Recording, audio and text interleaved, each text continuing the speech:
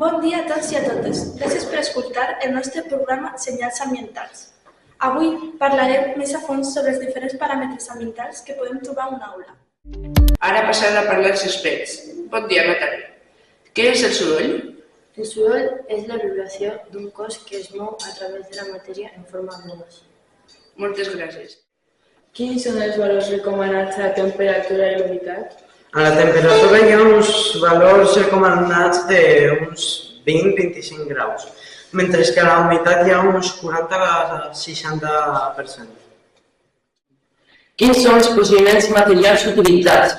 Primer vam programar els sensors i una vegada programada la secció de mesura vam posar la taula de professor recollint dades durant tot el dia i finalment vam analitzar les dades. Alba, podries explicar-nos una miqueta de com millora la temperatura i la humitat a l'aula? Sí.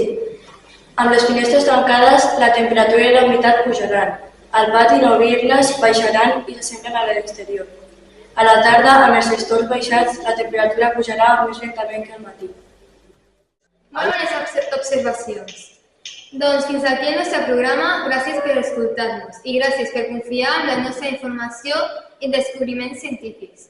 Gràcies, fins aviat. Hi ha més gent, el CO2 puja més. A 1200. Però que hi hagi una bona il·luminació a Però sí que com no havia... 0,38, 0. Tres experts amb nosaltres. Explicarem els gràfics. Tenim... Marc i jo, el presentador. Per evitar totes aquestes coses que us acabo d'explicar.